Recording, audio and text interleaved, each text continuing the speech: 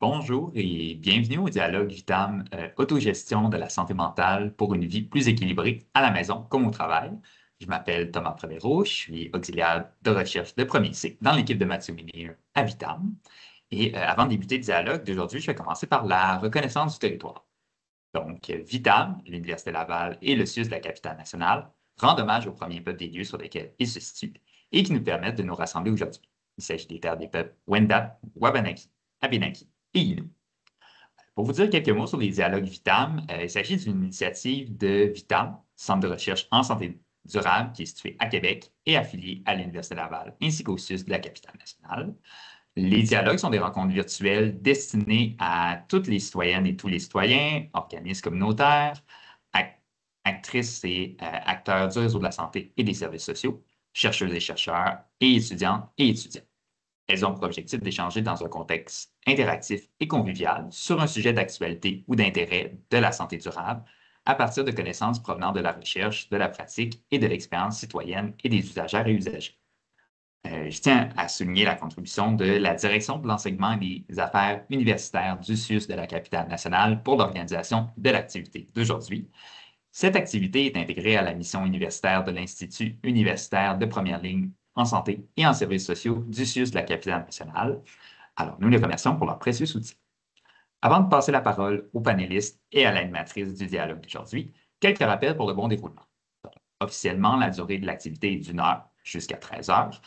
Toutefois, nous vous invitons à rester pour continuer les échanges dans un contexte plus informel avec nos invités jusqu'à 13h30.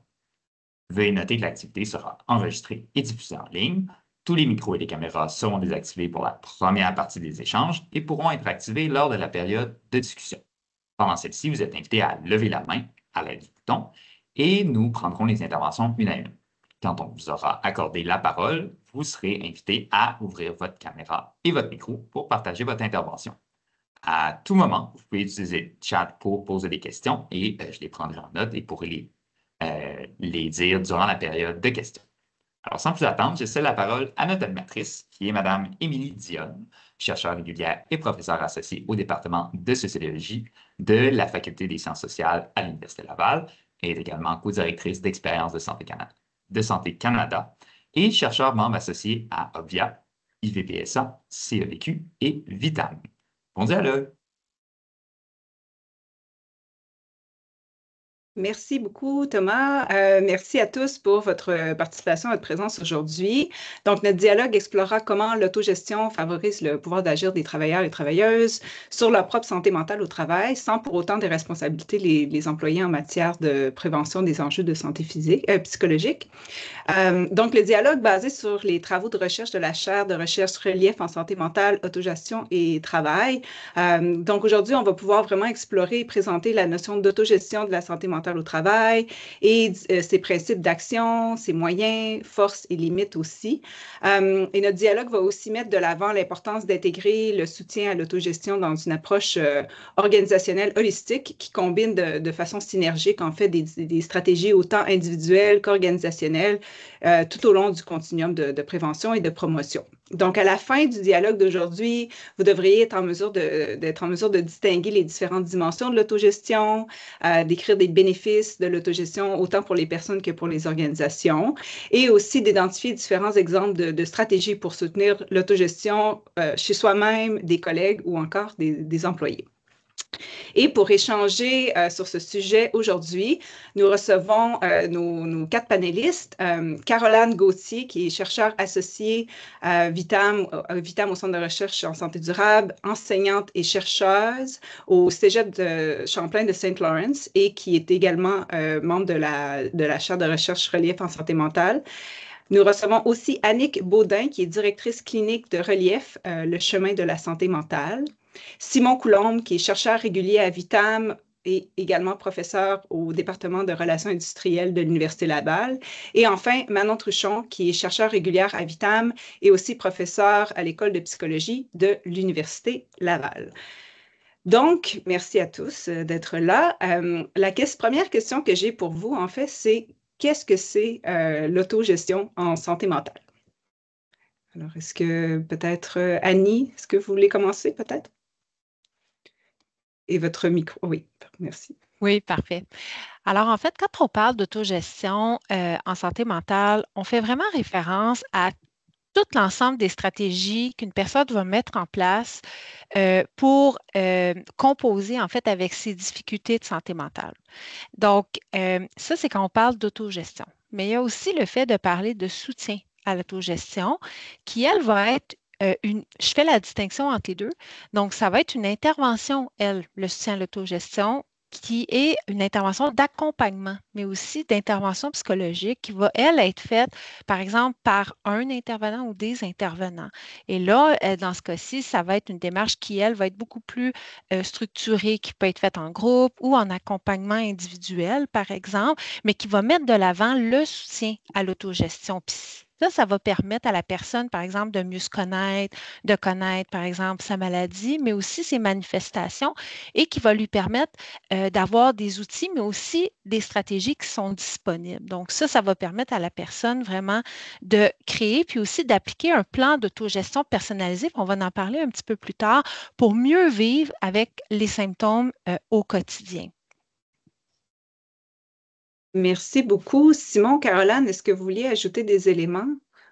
Peut-être que j'ajouterais que c'est ça, l'autogestion à la base a beaucoup été, je dirais, étudié, mais aussi le soutien à l'autogestion a beaucoup été implanté, développé dans le contexte des maladies physiques. Par exemple, les personnes qui avaient un trouble de santé physique comme le diabète, l'asthme ou le VIH. Il y a déjà plusieurs décennies, on s'est rendu compte qu'il y avait une importance de mobiliser leur savoir, leur propre savoir expérientiel, connaissance de leurs difficultés, leurs enjeux, pour prendre du pouvoir au quotidien, pour gérer notamment les symptômes associés, limiter les impacts sur la qualité de vie. Puis c'est à peu près, il y a, je dirais, une vingtaine d'années que notamment Relief, organisme non lucratif, et une chercheure à l'UQAM, Jeanne Hull, ont été très précurseurs au Canada, je dirais, là, en amenant ce concept-là dans le champ de la santé mentale. En disant, ben, la même chose peut s'appliquer. On sait que les troubles anxieux, dépressifs, bipolaires et même d'autres troubles de santé mentale sont souvent chroniques ou ont une certaine chronicité quand même, d'où l'importance d'apprendre à gérer les symptômes ou les impacts que ça a sur ta vie, mais aussi essayer d'optimiser son bien-être malgré tout, malgré certaines conséquences ou limites que ces troubles-là peuvent avoir sur notre vie. Puis plus récemment, on a aussi, ben, dans le cadre de la chaire de recherche Relief en santé mentale, autogestion et travail, qui est Relief est le partenaire fondateur et aussi qui la chaire est aussi financée par Beneva aussi. Ben, on a aussi fait des études auprès de la population plus large, des travailleurs, mais aussi d'autres groupes sociaux. Et on se rend compte que même peut-être en prévention de développer des troubles ou des difficultés de santé mentale, l'autogestion semblerait pertinente aussi. Donc, ça s'applique autant comme une fois que chez des populations qui ont déjà développé des troubles que plus chez monsieur et madame tout le monde, je dirais, la population dans son ensemble. Merci beaucoup. Caroline, est-ce que vous voulez ajouter quelque chose? Je crois que c'est relativement complet, là. Je pense que ça a déjà été dit, mais vraiment la composante là, d'agentivité des personnes, là, de leur redonner du pouvoir sur leur propre bien-être, sans pour autant remettre en question tous les autres aspects là, plus médicaux ou plus structurels, là. C'est vraiment au cœur de l'approche. Puis, tu sais, c'est super pertinent, Caroline, que tu le rapportes. Je tutoie les autres, là, parce que je connais tout le monde ici, mais Caroline, parce que je trouve que ça ramène aussi à longtemps dans le système de santé, surtout en santé mentale, en santé physique aussi, mais longtemps, les personnes étaient vues comme des patients ou patientes qui étaient là pour recevoir des conseils, des prescriptions, des thérapies. Puis, je dis pas que c'est pas important, les thérapies et la médication, mais les personnes peuvent aussi avoir un pouvoir d'agir. Donc, c'est cette idée-là là, de l'agentivité, l'empowerment qu'on veut soutenir avec ce qu'on discute aujourd'hui.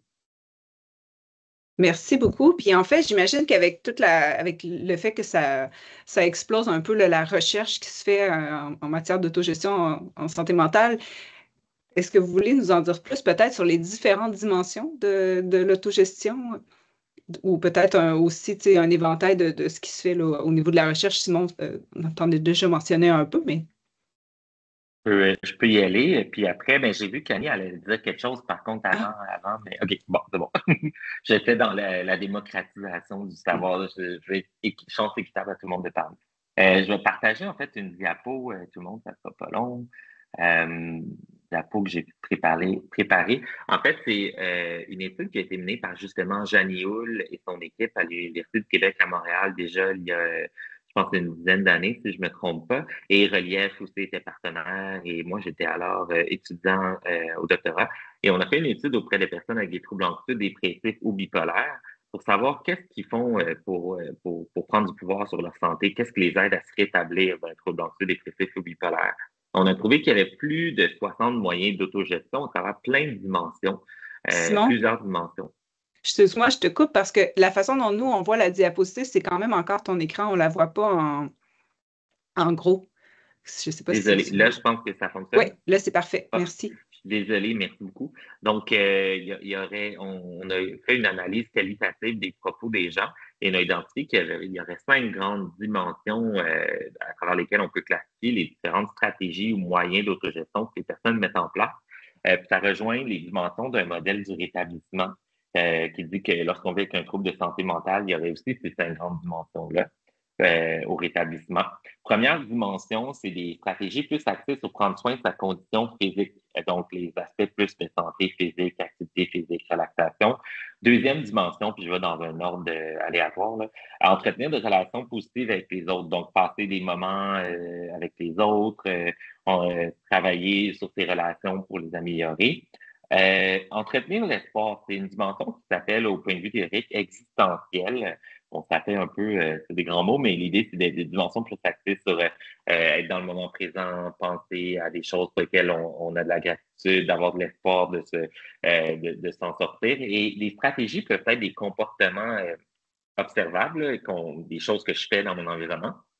Mais ça peut être aussi des stratégies mentales, essayer de trucs ou de changer, des trucs cognitifs ou changer sa façon de penser. Donc, ça rentre beaucoup là-dedans, là, j'entretiens l'espoir. Je fonctionne au quotidien, c'est des stratégies plus sur le fonctionnement quotidien, justement. Donc, aménager son horaire, son espace de travail pour qu'il corresponde à son niveau, par exemple, d'énergie ou ses besoins, ses intérêts. Et finalement, agir face à ces difficultés, qui est plus une dimension clinique, donc aller chercher de l'aide. Par exemple, que ce soit de professionnels en santé, d'intervenants, d'organismes comme Relief ou de collègues de son supérieur pour faire face à des difficultés. Je ne vais pas parler plus longtemps, là, puisqu'on va pouvoir revenir sur d'autres stratégies plus précisément, mais c'est ça les grandes dimensions à ce jour qu'on a trouvées de l'autogestion en santé mentale. Merci, Simon. Caroline, Annie, est-ce que vous vouliez ajouter des éléments? Je rajouterais peut-être un point parce qu'aujourd'hui, je suis persuadée qu'il y a des gens qui nous écoutent, qui soient professionnels ou qui soient des personnes concernées qui vivent elles-mêmes avec des enjeux de santé mentale, puis qui regardent la fleur, puis peut-être qui se disent, waouh, est-ce qu'il faut que je mette en place tous ces exemples de stratégies-là dans toutes les dimensions? Puis c'est bien important de rappeler que quand on parle de rétablissement, puis qu'on parle de ces stratégies-là, il n'est pas nécessaire de mettre en place toutes les stratégies ou toutes les dimensions. Puis ça, je trouve ça important de le rappeler, OK? On ne vise pas un rétablissement. Certains s'imaginent là, qu'on doit seulement là, ne plus avoir de symptômes ou toutes mettre en place les stratégies pour aller mieux, OK? Il est important de rappeler là, que chaque personne, elle est unique. Chaque parcours de rétablissement, il est singulier, il appartient à chacun, puis il y a plusieurs choses qui viennent l'influencer. Hein. Ça peut être les valeurs, les forces, les buts, les intérêts.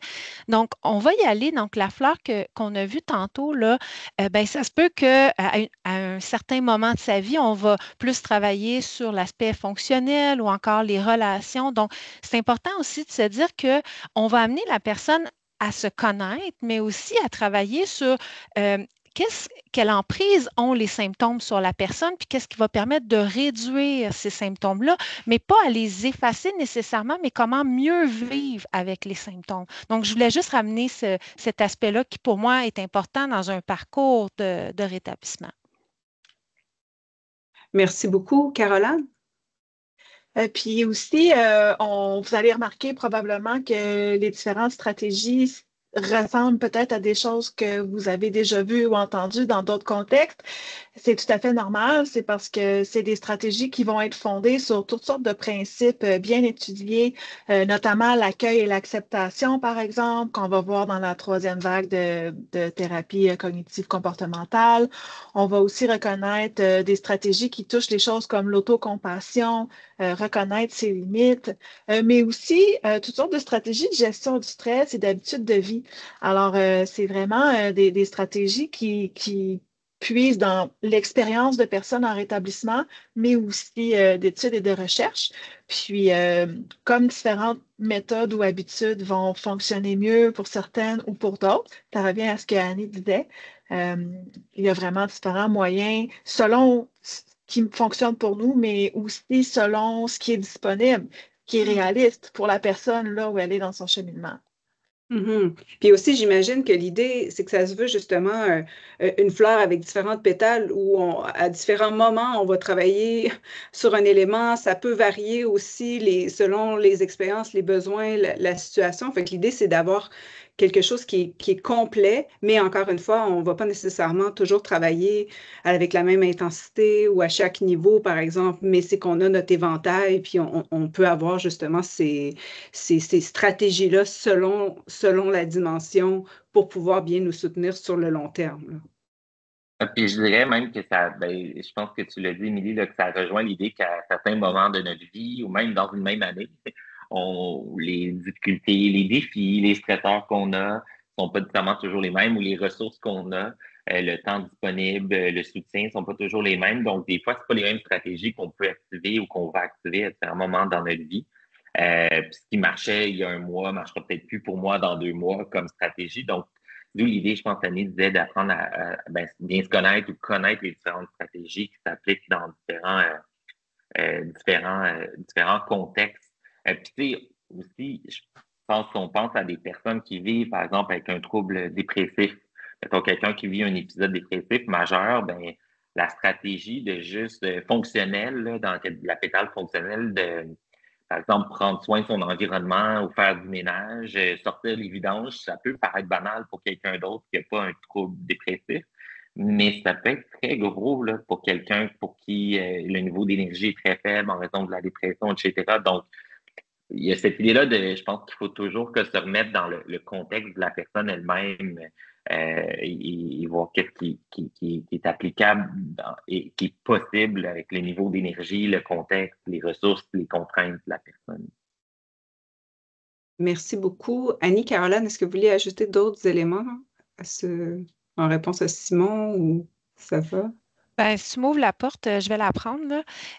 Et c'est ce qui est intéressant quand on parle d'autogestion dans ce contexte-là, c'est d'amener aussi la personne souvent, si je reprends l'exemple de Simon, c'est que on va plus mettre l'accent sur l'autonomie. Souvent, les gens ont le sentiment qu'il n'y en a pas de stratégie, il n'y en a pas de moyens, mais on les amène à réaliser qu'elles en font des pas. Jeannie Hull et souvent Simon disaient, on rapetisse le changement. Donc, le simple fait, par exemple, de prendre conscience, de regarder un petit peu qu'est-ce qu'on peut faire ou qu'est-ce qu'on peut réactiver, c'en est ça, faire de l'autogestion.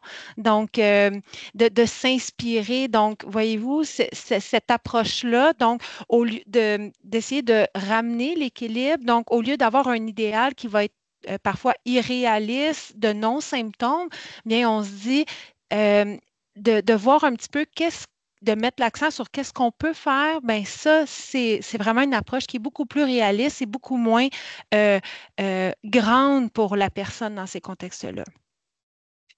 Puis j'imagine aussi que juste ce travail-là d'apprendre à être réaliste, c'est quand même presque pour l'ensemble d'entre nous, c'est un travail en continu, hein, parce qu'on change aussi à travers le temps. Fait que ce qui était peut-être faisable ou réaliste avant, ça change. Bon, on a des expériences de vie aussi. Fait que simplement de se réapproprier ça, le réaliste, le faisable, puis d'être dans l'acceptation, la compréhension et l'acceptation.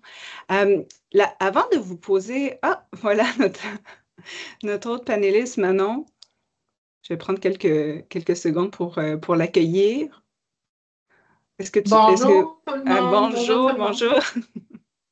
Merci. Désolée pour mon retard, c'est vraiment bien et volontaire de ma part. Alors, merci de Non, m'accueillir. on est ravis que tu aies pu te joindre à nous. Écoute, on arrivait vraiment un peu à la fin de notre première question là, qui était qu'est-ce que l'autogestion et aussi quelles en sont les différentes dimensions. Écoute, je prends l'occasion, je te lance un peu peut-être avant qu'on aborde la prochaine question. Mais à ce sujet-là, est-ce que tu voulais peut-être nous parler un peu de toi, de ta perspective en fait? Ou peut-être tu peux parler aussi peut-être de tes travaux, te présenter brièvement, là, parce que là, on a déjà discuté un petit peu, mais je veux pouvoir te permettre de t'installer dans la conversation rapidement. De jump in, comme on dit. Ouais, Alors, c'est ça. ben, écoutez, moi, je suis Manon Truchon, spécialisée dans le domaine de la santé et du bien-être au travail. Je suis professeure à l'école de psychologie, donc ça me fait vraiment plaisir d'être avec vous ce midi, malgré mon retard. Et oui, l'autogestion, moi, j'enseigne notamment le bien-être, la santé au travail aux futurs doctorants. Je donne régulièrement des formations pour améliorer la résilience face au stress. Je suis tenante d'une approche partagée là, en ce qui concerne la santé mentale au travail, c'est-à-dire que pour moi, les employeurs doivent réduire les risques sur lesquels ils doivent et peuvent agir, comme par exemple la violence. L'absence de soutien des gestionnaires, etc. Mais les employés doivent aussi faire leur part. On doit tous faire notre part pour rester en bonne santé mentale et en bonne santé physique. C'est pas quelque chose qui est on peut pas dire, bon, ben là, check, je me suis occupée de ma santé physique ou de ma santé mentale cette semaine, alors c'est réglé pour les 51 autres semaines de l'année. Donc, c'est un processus en continu. Et pour moi, l'autogestion de la santé mentale, ça consiste à utiliser, recourir et connaître c'est quoi les stratégies qu'on peut mobiliser pour prendre soin de soi, prendre soin de sa santé, améliorer sa résilience. Et il y en a plusieurs dont j'aurai sans doute l'occasion de vous parler. Là, mais là, je pense que l'idée, c'était juste de m'introduire rapidement dans la conversation. Alors, j'écoute puis j'interviendrai là, quand ce sera pertinent. Merci. Merci beaucoup. Oui, vas-y, Simon. Ben, je pense qu'un truc, puis je me permets de rebondir, que je trouve intéressant, c'est que Manon vient de partager sur le lien avec le concept de résilience ou autocompassion, je sais pas si ça a été nommé, mais c'est des sujets aussi que Manon, je sais qu'elle enseigne et tout. Ben, je trouve ça rejoint ce que Caroline disait aussi, c'est que dans le fond, la notion d'autogestion, oui, c'est basé sur le savoir expérientiel des personnes, mais ça s'appuie ou c'est lié à plein d'autres termes ou notions appuyées par la recherche. Comme la notion de résilience, autocompassion, etc. Fait que je trouve que c'est intéressant de voir que c'est comme un terme un peu chapeau qui englobe plein d'autres stratégies, mais qui réfère à d'autres champs d'études aussi. Tout à fait. Merci. Merci. Puis en fait, je trouve que ça nous amène bien à ma deuxième question qui porte vraiment sur explorer en fait les différents bénéfices de l'autogestion santé mentale pour les personnes et les organisations. Puis par la même occasion, puis là, Simon, je vais me tourner vers toi, mais tu sais, je pense que ça va peut-être une occasion aussi de parler de l'état de la recherche là, aussi dans quand même ce champ-là qui est nouveau. Un petit peu plus tôt, tu as parlé quand même qu'il y avait, tu sais, dans le contexte de la charte de recherche, qu'il y a des études qui se font avec vraiment des secteurs d'emploi ou des travailleurs spécifiques. Fait que là, je te laisserai peut-être un peu la parole à ce niveau-là, là, sur les bénéfices de l'autogestion pour les personnes et les organisations, puis peut-être ce survol-là aussi de l'état de la recherche. Super. Ben, vous me coupez si je parle trop, là, parce que ça me passionne. Mais c'est sûr que les programmes ou l'autogestion ou le soutien à l'autogestion santé mentale comme concept avec ce nom-là a fait l'objet d'études, mais encore pas suffisamment, dans le sens où je pense qu'il pourrait y en avoir plus. Cela dit, il y a des études à l'international, beaucoup, puis il y en a aussi qui ont été faits avec Relief, notamment sur des interventions, des ateliers qui Relief offre, qui montrent que soutenir l'autogestion ou mettre en place l'autogestion dans sa vie, ça serait associé à des impacts positifs chez les personnes qui vivent avec des difficultés de santé mentale. Donc, que ce soit en termes de réduction des symptômes, augmentation du sentiment d'espoir, d'auto-efficacité, de bien-être. il y a certaines, justement, des méta-analyses ou des revues de la littérature systématique qui suggèrent ce genre de bienfaits-là à l'autogestion. Ce qui est complexe, c'est que dans la recherche scientifique, souvent le terme autogestion, c'est le terme en français. Mais en anglais, il y a self-management, il y a self-care, il y a plusieurs termes qui se ressemblent ou plusieurs concepts. Même en français, il y a la notion d'auto-soin qui est aussi mise de l'avant par, je pense, le ministère, etc., de la Santé et des Services sociaux, qui ressemble, mais qui, selon certains interlocuteurs, n'est pas la même chose. Selon d'autres, c'est similaire. Fait que je vous épargne les détails. Mais ça nuit quand même à avoir je dirais, une base, une fondation super solide ou des études qu'on intégrées, là, je pense, de ces différentes terminologies-là. Cela dit, il y a définitivement des bénéfices selon des études qui ont été faites à travers le monde. Et nous, on le fait dans le cadre de la chaire de recherche là, en relief en santé mentale, autogestion au travail. On a fait des études notamment plus chez les travailleurs, nous, dans les PME. Notamment, et on a montré que les gens dans les PME, les employés qui mettaient en place plus d'autogestion, plus de stratégies diverses, rapportaient moins de symptômes, plus de bien-être. Et il y avait aussi, c'était associé à des bénéfices en termes là, de performance auto-rapportée au travail, absentéisme et présentéisme plus faible. Le présentéisme, c'est être au travail, mais pas avoir une performance optimale en raison de difficultés de santé notamment. Donc, il y a des bénéfices comme ça qu'on a pu identifier. Puis, il y a quand même d'autres populations là, à l'étude là, dans les travaux qu'on fait, notamment avec Relief. On a fait des travaux auprès d'étudiants qui suggèrent les bénéfices de soutenir l'autogestion chez les étudiants qui vivent du stress significatif et de l'anxiété. Donc, il y a quand même plusieurs travaux, aussi d'autres études en cours auprès d'entrepreneurs. Il semble y avoir aussi des bénéfices. Et ça rejoint aussi plusieurs autres études plus larges qui ont été faites dans d'autres contextes auprès sur l'idée de coping ou de stratégie d'adaptation au stress. Ça ressort dans plein d'études là, qu'il y a certaines stratégies qui, généralement, seraient plus des stratégies où on confronte les problèmes, on essaie de prendre action activement pour faire face au stress et gérer les problèmes ou les stresseurs. C'est associé à des bénéfices, bien-être accru, moins de symptômes ou de difficultés de santé mentale. Donc, c'est aligné quand même avec cette littérature-là aussi. On t'entend pas, Émilie. Merci. Caroline, Annie, merci Simon. Est-ce que vous vouliez ajouter quelque chose? Désolée. Oui, Sur les bénéfices. J'aurais peut-être complété, là, il y a une autre étude que Simon n'avait pas nécessairement mentionnée, qui était plus un questionnaire là, qu'on avait fait pendant la COVID, puis une des variables qu'on avait mesurées, c'était les stratégies d'autogestion, encore une fois, là, dans la population en général. On est en train de finaliser un papier là, sur ce thème-là spécifiquement. Puis ce qui était ressorti, c'est que les personnes qui utilisaient plus de stratégies d'autogestion au travail rapportaient un taux de bien-être un peu plus élevé. Donc, c'était moins du côté de la détresse ou des personnes ayant un diagnostic, mais vraiment dans la population en général. Puis justement, dans le cadre de ce papier-là, je suis vraiment tombée dans toute la recherche sur le self-care qui finalement même chose que Simon disait, est-ce que c'est d'autogestion ou pas? Puis là, les auteurs disent vraiment là, que dans la littérature, c'est pas clair qu'il y a vraiment des chevauchements. Mais ce qui est intéressant, c'est que même ce qui pourrait être considéré, par exemple, de l'autogestion au travail, ça avait été quasiment juste étudié chez les personnes qui travaillent dans les domaines du soin, puis les personnes en relation d'aide. Donc, tout ce qui touche apprendre aux étudiantes et aux étudiants en psychologie ou futurs médecins ou infirmières, ou encore sur le milieu de travail, qu'est-ce que les infirmières font ou les autres personnes intervenantes font pour protéger leur santé mentale, mais aussi juste généralement là, les stratégies qu'elles mettent en place qui ressemblent à de l'autogestion finalement. Démontraient aussi, surtout en prévention, que ça pouvait aider à réduire les chances de vivre un épuisement. Mais c'est à peu près ça la limite là, de ce genre de recherche-là. On n'était pas encore dans la population en général ou dans d'autres types de travailleurs, travailleuses. Oui. Merci beaucoup. Manon?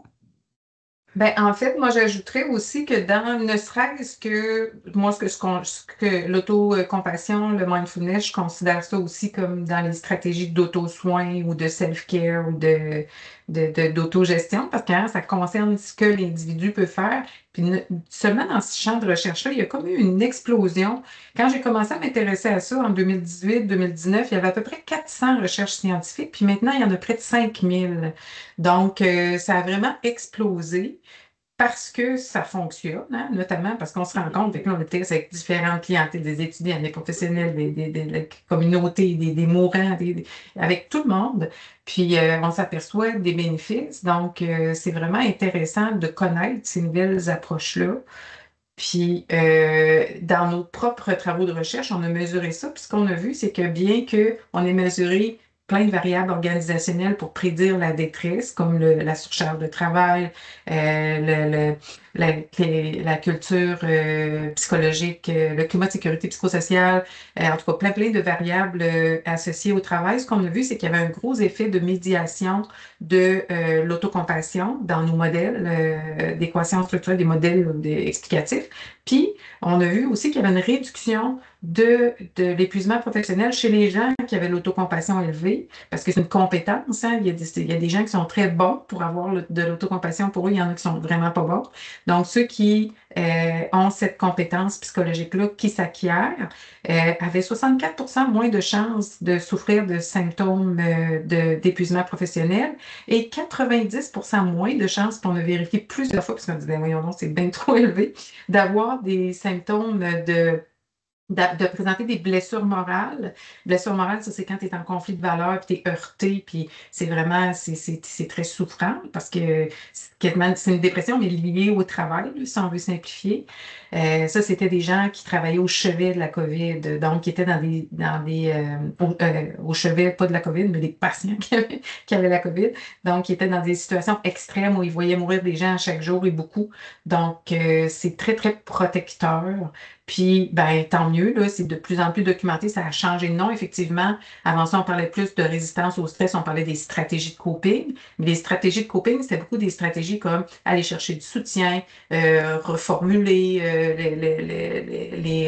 les événements. Donc, c'était quand même très limité, mais on a ouvert ça à différentes stratégies, comme aller dans la nature, par exemple, qui n'étaient pas nécessairement dans les stratégies de coping. Donc, la puissance de la nature, ça aussi, c'est une autre stratégie d'auto-soin qui fait du bien à la santé mentale. Donc, puis c'est très appuyé scientifiquement. Je pense aussi à l'INA, l'intervention par la nature et l'aventure. C'est une nouvelle approche, hein? Tout le monde le sait, ben oui, ça fait du bien la nature, mais de plus en plus, c'est documenté, c'est intégré c'est documenté de façon scientifique, c'est intégré on s'éloigne de plus en plus, l'humain, de la nature, mais c'est ramené, hein, pour nous ramener l'importance qu'on a besoin de verdure, on a besoin de plein air, on a besoin de voir loin aussi. Ça fait du bien pour la santé mentale. Merci, c'est super intéressant. Annie, peut-être que c'était en lien avec l'autre intervention plus tôt, mais je te laisse. Oui, bien en fait, moi, je voudrais simplement ajouter, faire un rappel, évidemment, que nous, à travers nos différents services, que ce soit nos ateliers d'autogestion, l'accompagnement individuel en autogestion, nous, évidemment, on documente, on valide scientifiquement, Simon en a fait mention, mais nous, on a pu voir les effets, mais aussi les impacts qui sont nombreux, qui sont documentés par les données probantes. Puis nous, le soutien à l'autogestion, on a pu constater que ça améliore vraiment l'adhérence au traitement, mais aussi que ça réduit évidemment la durée, mais aussi l'intensité des symptômes, que ça va vraiment prévenir les rechutes, mais aussi la détérioration auprès de ces gens-là. Mais aussi, ça va amener à contribuer à une meilleure coordination des soins, puis à une amélioration du bien-être au quotidien au niveau des personnes. Les études ont également démontré là, une augmentation, évidemment, plusieurs l'ont mentionné avant moi, là, mais du sentiment d'auto-efficacité, puis ça, c'est vraiment important de le mentionner, de la motivation aussi, mais aussi d'augmentation du sentiment d'espoir chez nos participants, tout en brisant tout ce qui concerne les tabous, les préjugés, mais aussi la normalisation là, de la maladie mentale là, chez la personne. Aussi, je m'en voudrais là, de ne pas mentionner que ça augmente l'autogestion, le sentiment de compétence et de connaissance au niveau de la maladie, une meilleure reconnaissance de leurs signes avant-coureurs, la connaissance des stratégies également. C'est toute l'activation du réseau de soutien aussi qui va être impactée et ça, c'est très important chez ces gens-là. Une meilleure communication au niveau de leurs difficultés, celles auxquelles ils font face, la résolution de problèmes également va vraiment être améliorée. Tout ce qui concerne aussi la prise de décision, on est dans le choisir là, pour ceux qui sont familiers avec le CESA de chez Relief, tout le passage à l'action aussi. Et aussi, ça va venir bonifier l'utilisation des ressources qu'ils vont faire, tant les ressources internes que les ressources externes et aussi au niveau de la collaboration qu'ils vont faire. On ne le dira jamais assez. L'autogestion, ça va favoriser, c'est complémentaire aux autres sources, hein, qu'on parle de la psychothérapie, de la pharmacothérapie, mais aussi tout l'ensemble des ressources que la personne va utiliser. Donc, ça a vraiment des impacts significatifs, mais c'est documenté que ça vient vraiment bonifier et valider tout ça. Merci beaucoup, Simon. Je vois que tu as ta main levée aussi. En fait, je voulais juste demander à Annie qu'elle nous explique brièvement c'est quoi le CESA. Oui, en fait, ce sont les 4 piliers de l'autogestion. Le CESA, c'est l'acronyme pour le connaître, évaluer, choisir et agir. Donc, connaître ou reconnaître, par exemple, les symptômes, connaître ce qu'on vit, donc au quotidien, donc connaître les ressources auxquelles on a, évaluer, être capable de s'évaluer, évaluer quels sont ce que je vis dans mon quotidien. Donc, choisir les bonnes ressources, choisir ce que j'ai besoin et agir. Donc, c'est toute la notion de pouvoir, donc de l'agir. Donc, on élabore vraiment. Donc, c'est sur ce sur quoi est développé en fait tout le programme, les piliers. C'est pour ça chez Relief. Merci beaucoup. Puis en fait, ma prochaine question porte sur des exemples plus spécifiquement, mais avant peut-être qu'on aborde cette question-là, je serais curieuse de vous entendre au niveau des organisations puis des employeurs aussi, quelle forme que ça prend.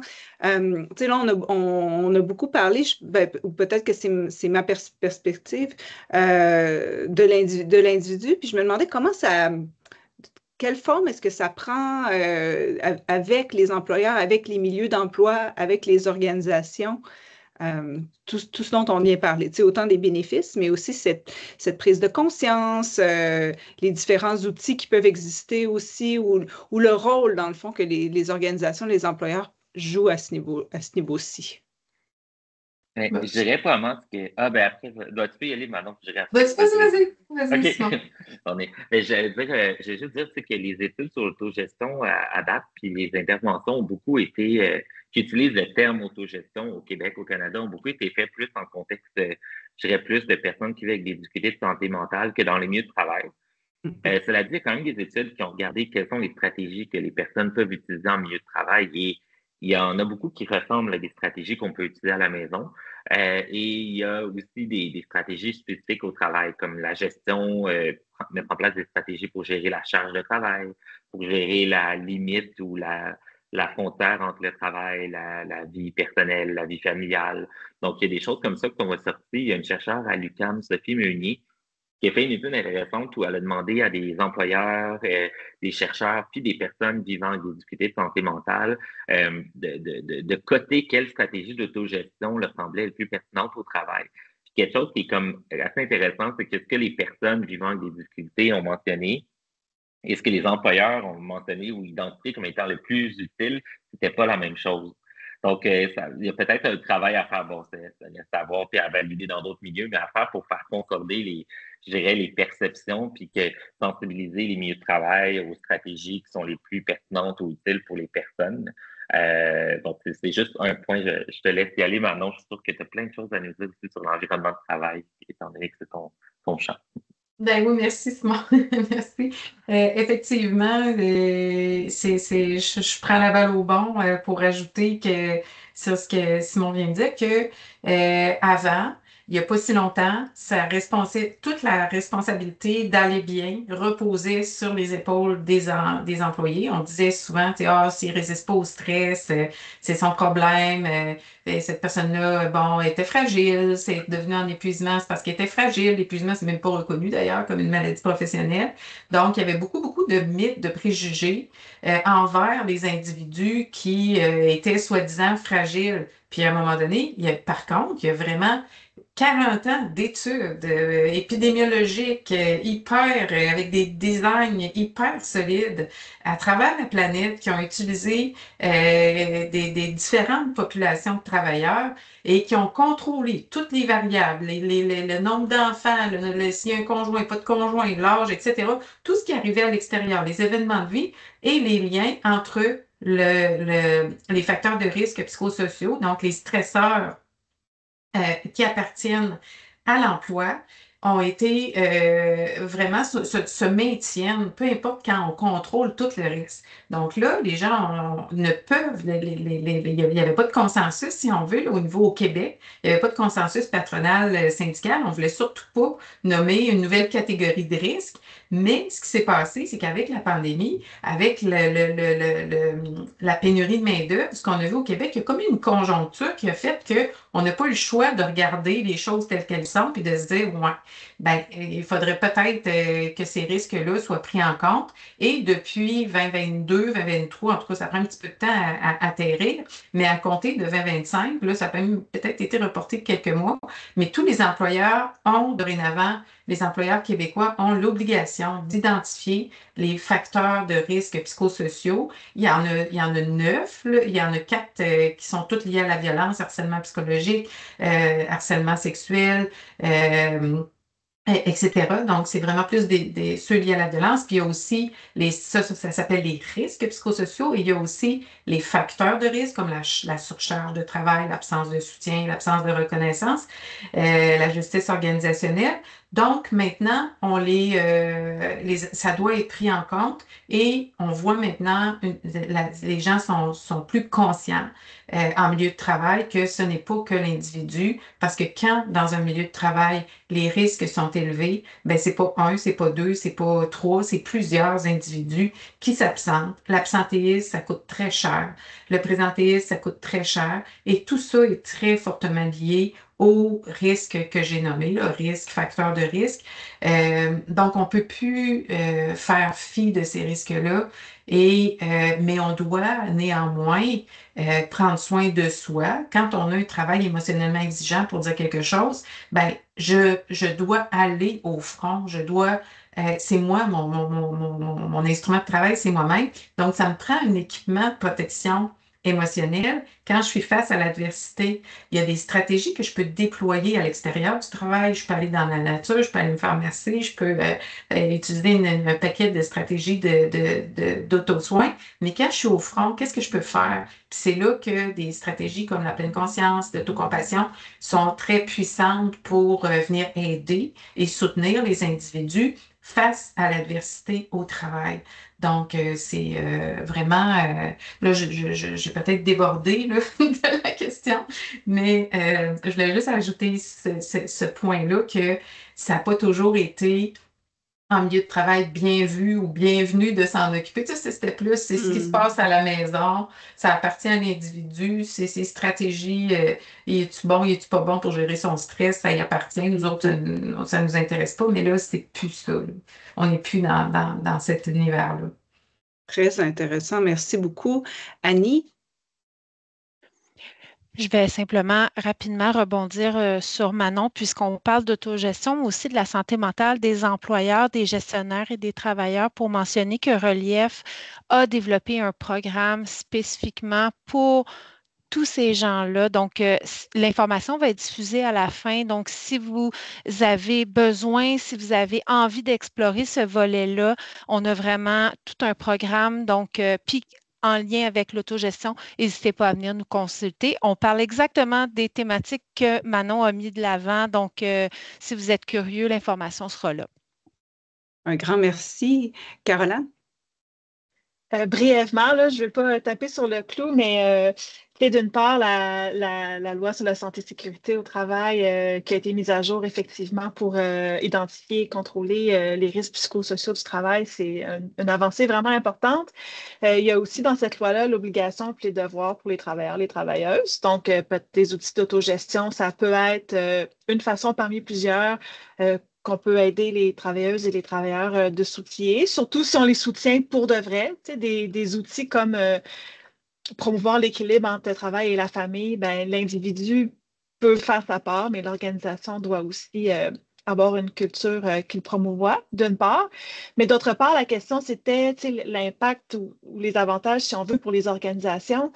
Je pense que ça a été dit implicitement ou explicitement, mais c'est une personne qui va mieux parce qu'elle aide à prévenir ses rechutes, parce qu'elle aide son rétablissement. C'est une personne plus productive, plus présente, qui fait moins de présentéisme en théorie, parce que le fait d'être au travail, mais on est malade, puis on travaille peut-être pas de la manière qu'on voudrait. L'absentéisme aussi, donc on sait qu'il y a un paquet de facteurs de santé mentale reliés à l'absentéisme, mais aussi tout ce qui est et si on peut prévenir une rechute, ben, on peut prévenir un congé d'invalidité. Puis on sait que c'est des coûts qui ont explosé dans les dernières années. Donc là, des études qui démontrent clairement ce lien-là avec l'autogestion spécifiquement, je pense pas qu'il y en ait bien, mis à part comme éviter l'épuisement chez les infirmières.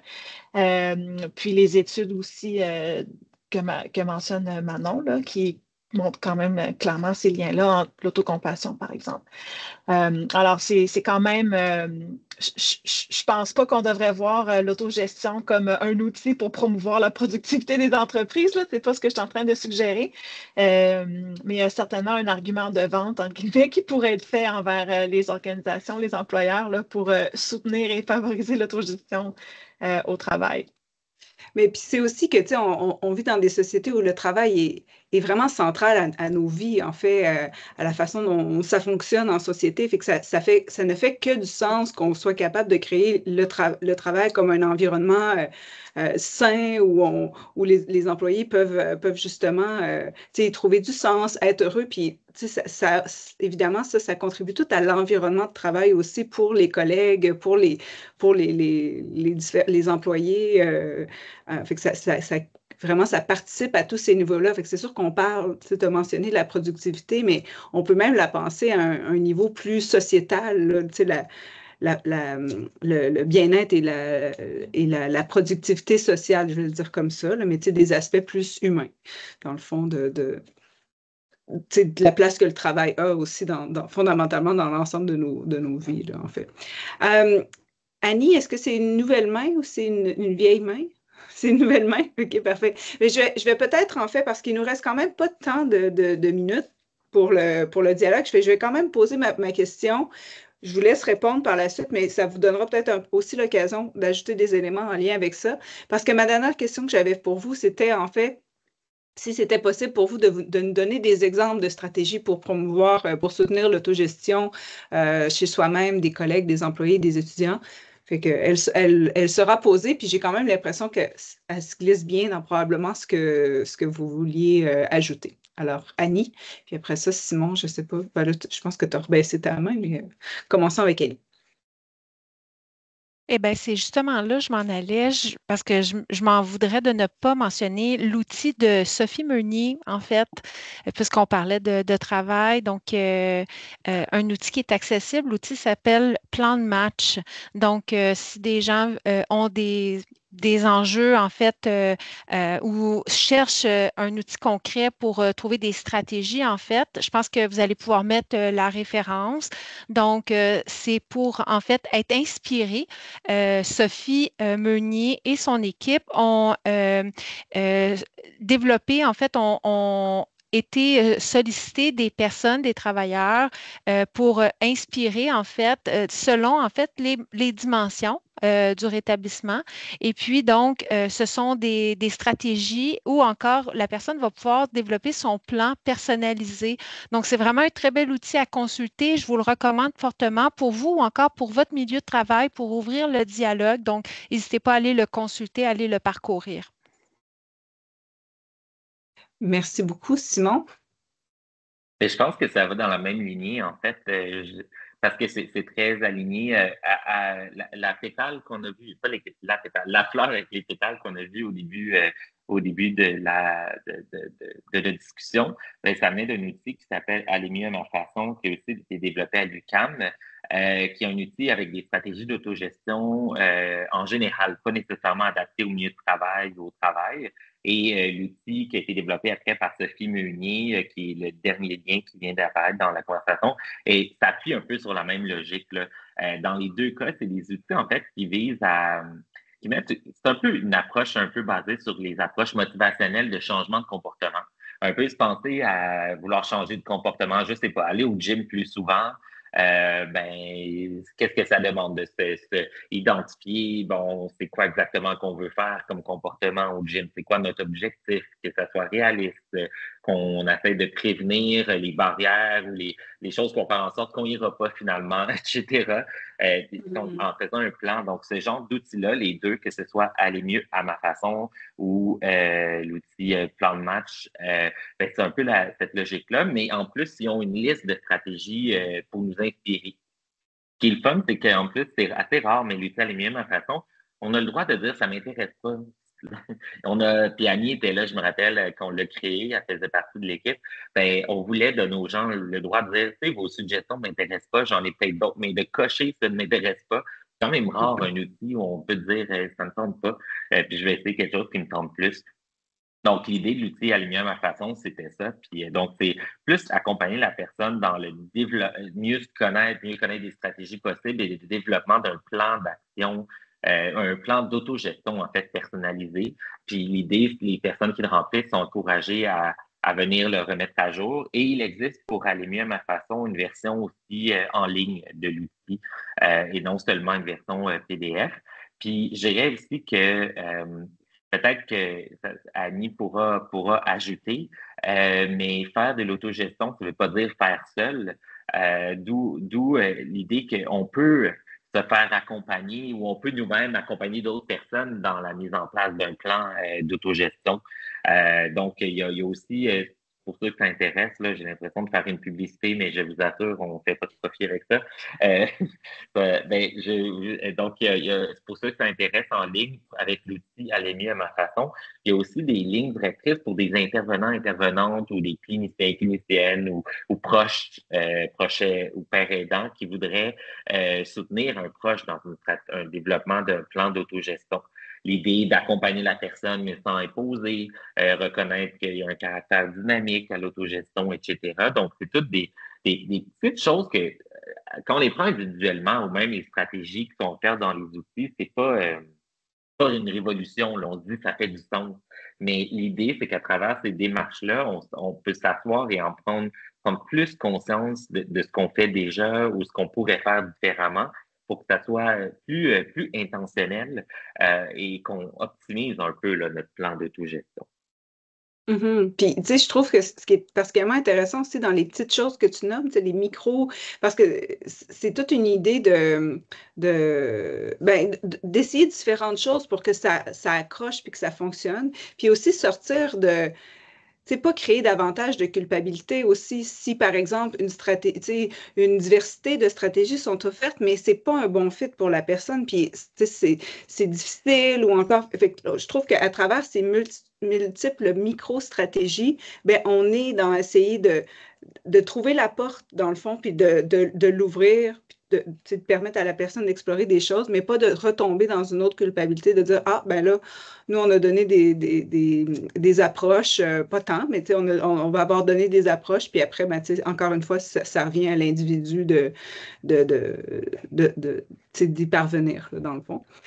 Là, je vais peut-être prendre encore une minute pour vraiment qu'on puisse clore la boucle concernant les différents exemples, mais on pourra aussi en partager dans le chat. Et je rappelle qu'on va être quand même encore là pour les 30 minutes qui suivent là, pour poursuivre l'échange et aussi répondre aux questions de notre auditoire. Donc, Caroline, Annie, maintenant, est-ce que vous vouliez peut-être ajouter, mentionner un dernier exemple? Ben, moi, j'ajouterais peut-être sur ce qui a été dit que oui, c'est bon d'avoir un plan hein, pour se faire du bien, prendre soin de soi, mais ce plan-là, Simon, tu l'as dit, il faut qu'il soit dynamique, il faut qu'il soit évolutif aussi. Pendant tu sais, une période, ça peut être d'aller courir, moi qui me permet de réduire mon stress, baisser ma tension, prendre soin de ma santé mentale, mais une autre période, ça peut être complètement quelque chose d'autre. Puis il ne faut pas oublier aussi qu'il y a différentes stratégies. Le soutien en est une vraiment extraordinaire. Tu sais, qu'est-ce qu'on fait quand on est stressé? On va chercher du soutien auprès de ses amis, auprès de ses proches. C'est vraiment une façon de réguler sa réponse de stress qui ne dément pas, là, c'est souvent ce qu'on va aller faire en premier. Mais aussi, il y a des groupes de soutien. Souvent, il ne faut pas hésiter non plus à aller consulter et à reconnaître ses besoins. Quand on va pas bien, plutôt que de s'isoler, souvent, c'est ce que l'humain a tendance à faire. Quand il va pas bien, il s'isole. Ben, c'est de le noter. Ah, là, je suis en train de m'isoler. Mais si tu t'isoles, tu ne vas pas chercher ce dont tu as besoin. Puis de se dire que si je ne vais pas bien dans un contexte comme ça, probablement que n'importe quel humain, dans des circonstances similaires, irait mal aussi. Alors, il faut aussi normaliser ce qu'on est en train de vivre plutôt que s'exclure puis qu'on se dise, je suis pas normal, c'est pas normal.